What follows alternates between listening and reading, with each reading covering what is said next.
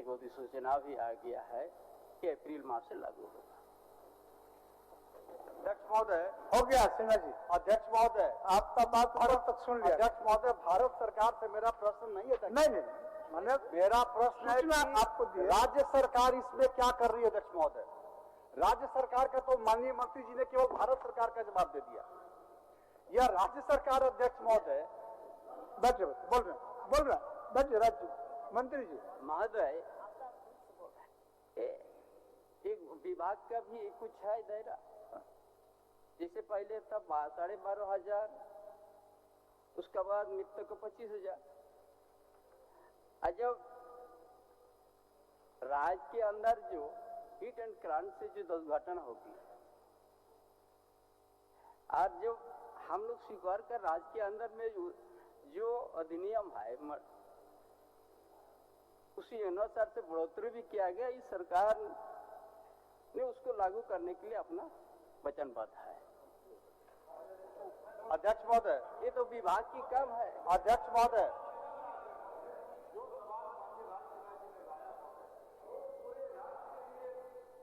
महत्वपूर्ण है।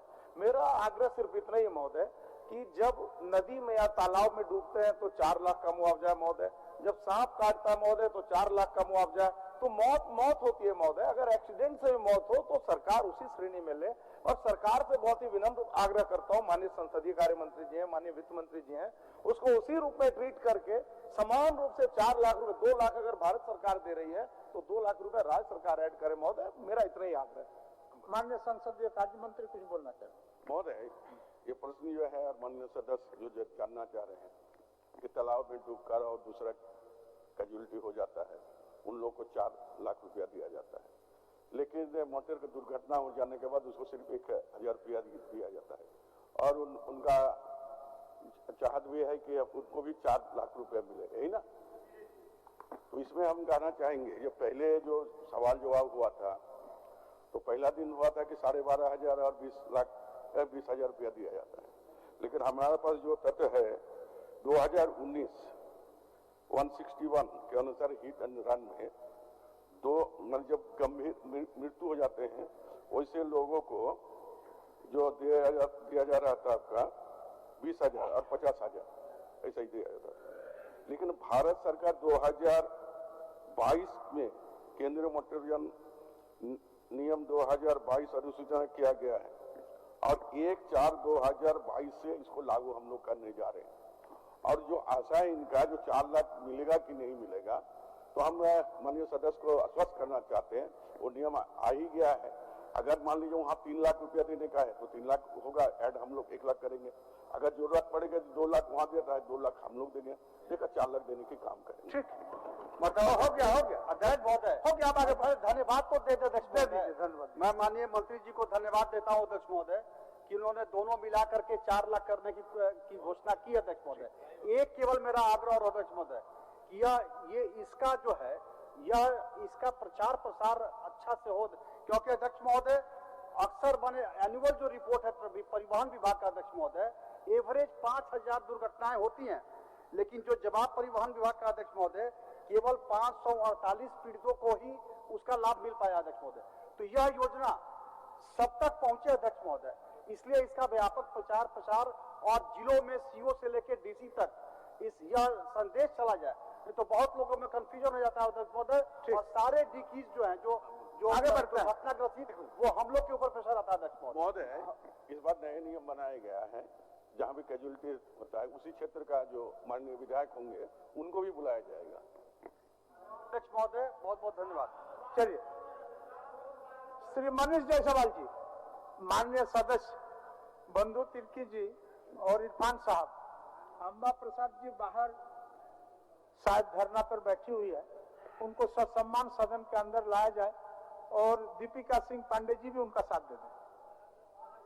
ठीक, उनको बुला लीजिए। मनीष जी।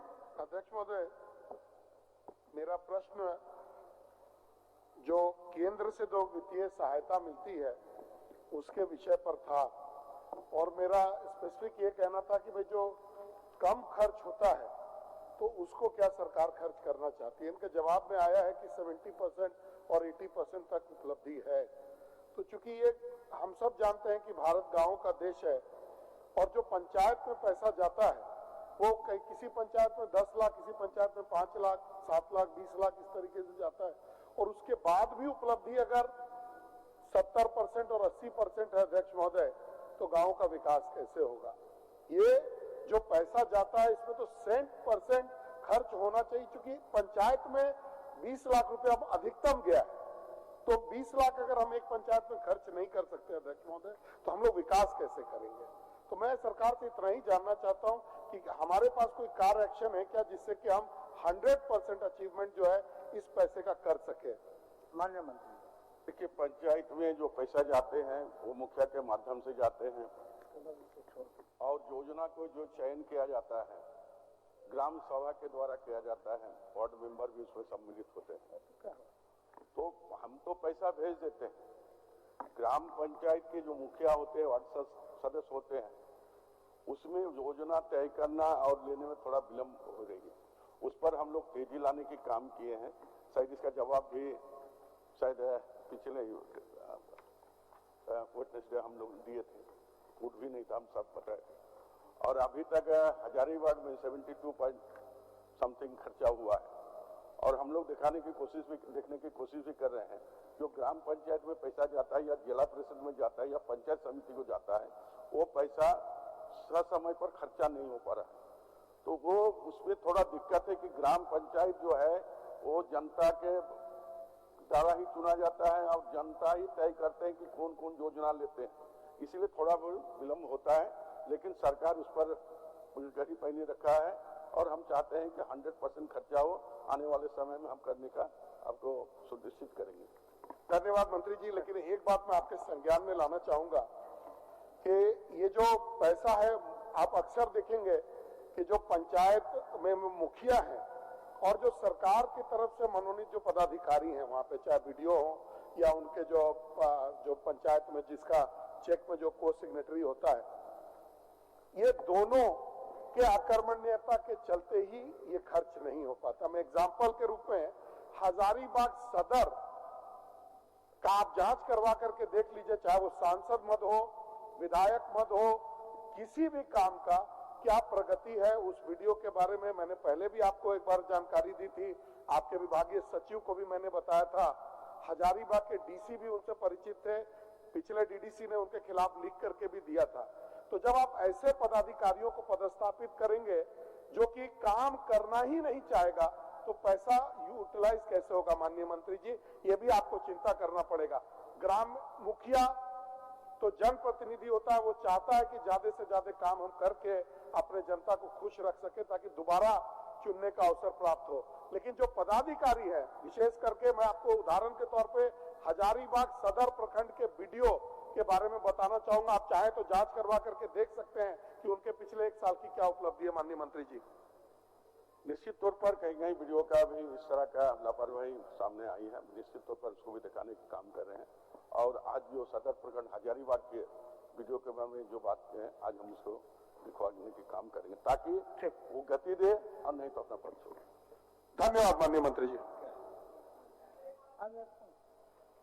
माननीय सदस्य श्री उमाशंकर अकेला जी, तारांकित प्रश्न।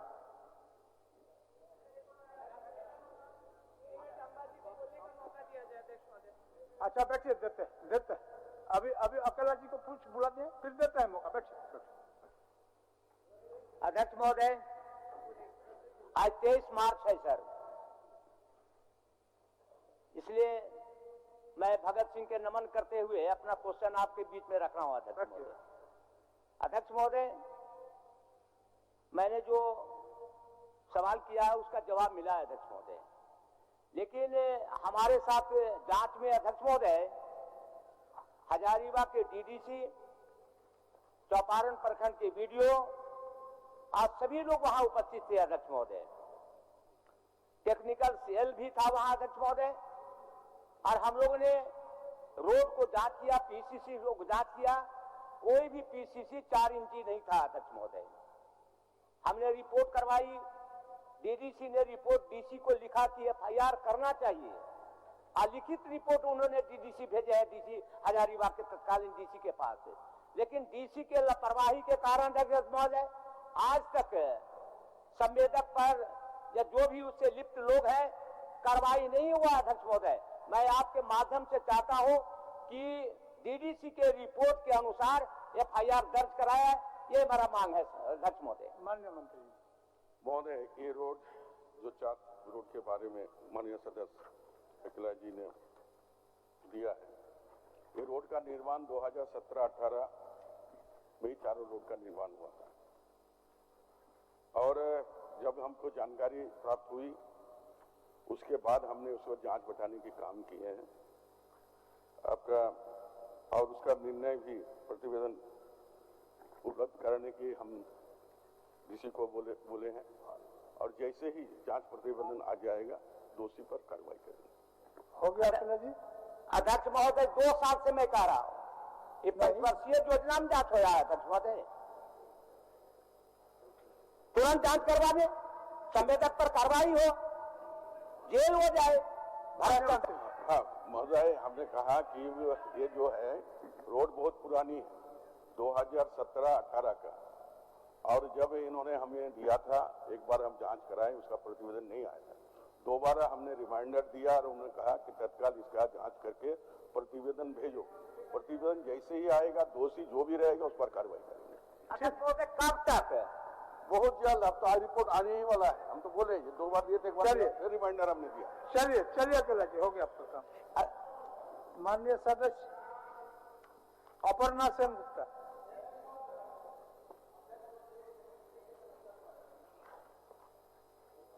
सीपी बाबू, अपर्णा जी का सवाल है। बस तुरंत 1 सेकंड में। माननीय अध्यक्ष महोदय, माननीय मंत्री जी से मेरा सिर्फ एक आग्रह है, क्योंकि संसदीय कार्य मंत्री है और सभी विभागों को देखते हैं एक तरह से, इसलिए मेरा आग्रह आपसे भी आग्रह है, सदन के अंदर जितने भी प्रश्न आते हैं अध्यक्ष महोदय, उसमें देखिएगा रहेगा उपायुक्त से प्रतिवेदन की मांग की गई या उपायुक्त से प्रतिवेदन आने पर आगे की कार्रवाई की जाएगी। मेरा कहना है कि जिलों में बैठे हुए उपायुक्त प्रतिवेदन नहीं भेजते हैं अध्यक्ष महोदय, इसका मतलब समथिंग एल्स बिहाइंड इट।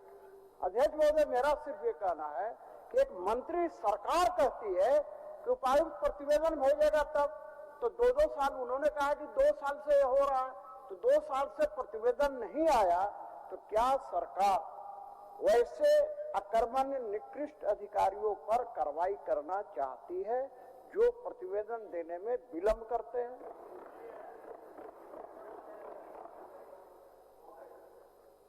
माननीय सदस्य सीपी सिंह जी का कार्रवाई करने का बात तो आपने पहले कही, पहले बोल दीजिए और एक बार हम कहना चाहते हैं, मेरे बात को सुन लिया जाए। प्रक्रिया है, आप भी मंत्री रह चुके हैं, आपके पास भी बहुत सारे आवेदन आया हुआ है और डे टू डे निष्पादन हुआ नहीं हुआ आप सोचकर बताएगा तो आपको पता चल जाएगा, जो भी मंत्री रह चुके हैं।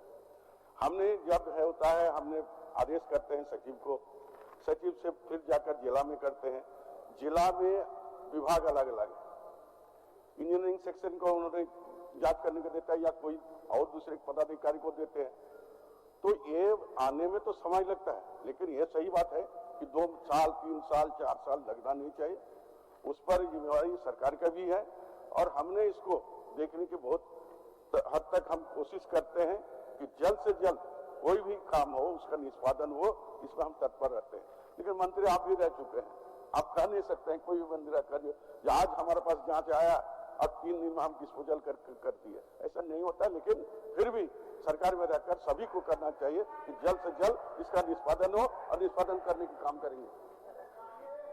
अन्य मंत्री जी के इससे मैं संतुष्ट हूँ अध्यक्ष महोदय, मैं उनकी व्यवस्था को समझता हूँ। चलिए ठीक है, एक मिनट, मैं उनकी व्यवस्था को समझता हूँ। आजकल तो स्थिति ये हो गई अध्यक्ष महोदय, डिविजनल कमिश्नर की बात को इसी नहीं मानता है अध्यक्ष महोदय। चतरा का ही मामला है, आप ही के विभाग से संबंधित है अध्यक्ष महोदय। 14 एक मिनट सुन लीजिए, खाली सुन लीजिए ना।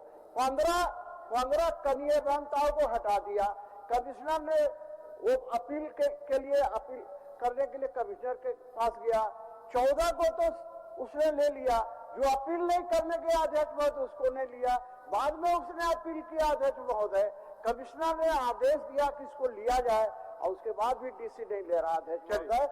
अब कमिश्नर का बात बोल रहा है डीसी। अध्यक्ष महोदय, खंड 2 में मेरा ये प्रश्न है कि प्रखंड निरसा अंतर्गत ग्राम मदंडी से ग्राम दुर्गापुर तक 4 किलोमीटर पथ अत्यंत ही जर्जर है महोदय। इसमें आंशिक रूप से स्वीकार किए महोदय, जबकि ये अत्यंत ही जर्जर है। पदाधिकारी कैसे इसको आंशिक रूप से बताए हैं महोदय, हमको समझ में आ रहा है। बहुत रोड खराब है महोदय। और खंड 4 में एक चालू वित्तीय वर्ष 2021-22 में माननीय सदस्य द्वारा अनुशंसित कुल 4 पथों की कुल लंबाई 11.50 किलोमीटर की प्रशासनिक स्वीकृति प्रदान की जा चुकी है। ये सब दिए हैं महोदय। लेकिन मेरा क्वेश्चन है महोदय, प्रश्न है कि ये रोड अत्यंत ही जर्जर है महोदय, और चूंकि ये गांव का माहौल है और मेन सड़क से जुड़ा हुआ है महोदय, ये कब तक, इसमें बाद में बोला गया है खंड 4 में कि माननीय सदस्य मरम्मति हेतु अनुशंसा प्राप्त होने पर विभागीय नीति एवं बजटीय उपबंध के आलोक में अग्रेतर कार्रवाई की जा सकेगा। तो इसमें अनुशंसा तो हम कर देंगे महोदय, लेकिन जल्द से जल्द ये रोड ठीक उनका अनुशंसा हम आपको कुछ बताना चाहते हैं। इस तरह का प्रश्न बहुत आ ही रहा है। हमने बहुत नम्रता के साथ सभी माननीय सदस्य कहना चाहेंगे, सुन लीजिए माननीय सदस्य, कि इस तरह का एक नहीं कई प्रश्न है माननीय सदस्य का, और वाजिब भी है। उनके क्षेत्र का रोड नहीं बना है, चलने के लायक नहीं है, तो बात को उठाएंगे। सरकार कुछ नियमों से चलते हैं। सरकार के द्वारा हमने पहले ही कहा था कि जो बहुत ही जर्जर स्थिति में वो इसे रोडों का अनुशंसा किया जाए। अगर उस रोड का अनुशंसा आप कर देते तो जो इस बार आपका स्वीकृत 11.50 किलोमीटर हुआ था वो रोड हो जाता। इसलिए माननीय सदस्य हम अपील करना चाहते हैं आपके माध्यम से आसन से, जो रास्ता चलने के लायक नहीं है उसको आप पहले प्रायोरिटी में रखकर अनुशंसा कीजिएगा, तो यह बात शायद विधानसभा में कमी उठेगी। इसलिए हम चाहेंगे, चलिए आपका जो है दूसरा ये आप अनुशंसा करके भेजिए, हम देखते हैं। ठीक, आप अनुशंसा ले इनके बाद ही उनको बोलते हैं, इनके बाद ही उनको बोलते हैं। अध्यक्ष महोदय, ये विधानसभा में मेरा प्रश्न आ गया, तो इसी वित्तीय वर्ष में महोदय ये रोड का मतलब काम हो जाना चाहिए महोदय। ठीक, आप अनुशंसा तो भेजिए महोदय, अति जर्जर है महोदय। ठीक, आप अनुशंसा तो भेजिए महोदय। 4 दिन में डीपीआर बनाने में संभव नहीं है। आज अनुशंसा भेजिए ना, आप हम करा देंगे प्रिलिमिनरी में, क्या घबरा रहे हैं? लेकिन गाँव से जुड़े हुए हैं पहले तो माननीय सदस्य मंत्री जी आपको रोड कराने के लिए बोल ही दिए सदन के अंदर में, आप अनुशंसा भिजवा दीजिए। चलिए अम्मा जी बोलिए, आप क्या बोल रहे हैं? जल्दी बोलिए, जल्दी सूचना दीजिए। अध्यक्ष महोदय जी, बड़का गांव में चिरुडी में तब एनटीपीसी आ रही थी अध्यक्ष महोदय, तो लोग अपने अधिकार को लेके धरना प्रदर्शन कर रहे थे, क्योंकि वहाँ के लोगों को औने पौने दाम में मुआवजा मंजूर नहीं था। 2013 का डिमांड कर रहे थे और अपने अधिकार को लेके कई मांग रखे थे। और जनप्रतिनिधि होने के नाते आप जानते हैं कि पूर्व विधायक निर्मला देवी का स्वभाव कैसा है, वो भी वहाँ बैठी हुई थी धरना में, पर सुनियोजित तरीके से एक ही परिवार को अभियुक्त बना के वहाँ के जो तत्कालीन अधिकारी थे वो अपने पक्ष में केस डायरी बना के, और पूरा केस डायरी को ऐसे फ्रेम किया गया कि एक ही परिवार के लोग को दोषी करार करके और उनको सलाखों के पीछे कैसे रखे। अध्यक्ष महोदय, वहाँ गोलियां चलाई गई थी, 4 लोग मर गए। अध्यक्ष महोदय, आप क्या कह रहे हैं? हम चाहते हैं अध्यक्ष महोदय कि एग्जिस्टिंग जज की अध्यक्षता में एक निष्पक्ष जांच होनी चाहिए। वो 4 किसान कैसे मरे अध्यक्ष महोदय? क्या निर्मला देवी के हाथ में बंदूक था? क्या उनके हाथ में हथियार था? क्या वो भीड़ को उकसा रही थी? अध्यक्ष महोदय, इस पे निष्पक्ष जांच नहीं हुआ है। जो केस आई हुई है वो अधिकारी को बचाने के लिए बस केस डायरी को फ्रेम किया अध्यक्ष महोदय, और उस समय सिर्फ मतलब सिखा के याद करा के सारे गवाही को वहाँ पे पेश कराया गया अध्यक्ष महोदय।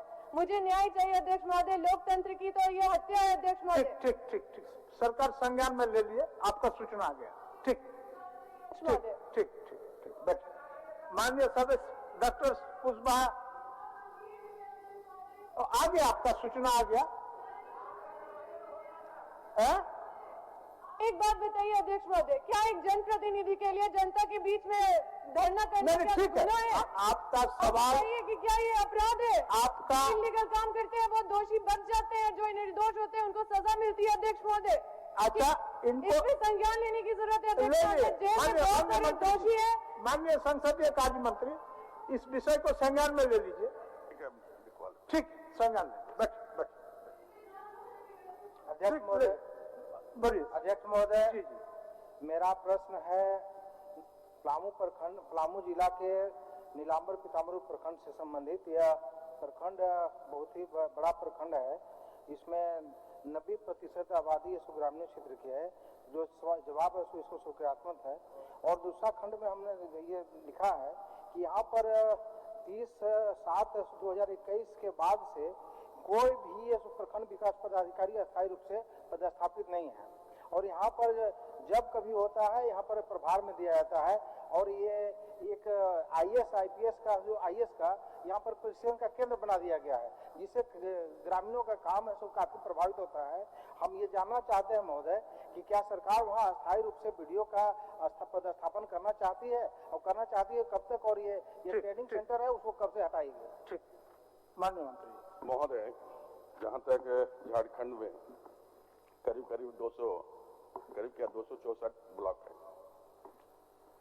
इसमें 237 ब्लॉक में प्रखंड विकास पदाधिकारी जो है प्रताप से है वहाँ पर, और 27 ऐसा प्रखंड है जहाँ डुअल चार्ज से डबल चार्ज एक ब्लॉक से दूसरे ब्लॉक देने के काम या मजिस्ट्रेट या CO से हम लोग कराते आ रहे हैं। और अभी जो है प्रखंड विकास पदाधिकारी की कमी है। और यहाँ अभी जो उनके प्रखंड में जो देख रहे हैं वो कार्यपालिक दंड का मजिस्ट्रेट है, तो मजिस्ट्रेट देख रहे हैं। और मैं आपको यही कहना चाहेंगे, जून जुलाई में निश्चित तौर पर नए BDO का पदस्थापन कर देंगे।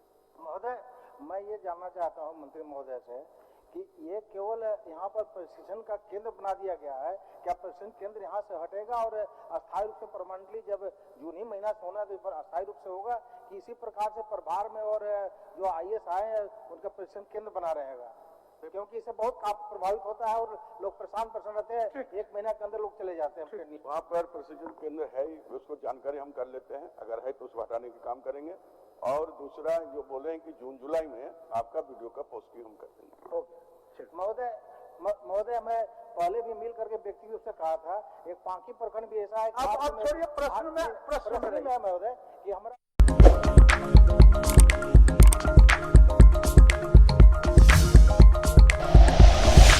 Like and share videos, subscribe करें हमारा चैनल और प्रेस करें बेल आइकॉन। News 11 भारत, सच है तो दिखेगा।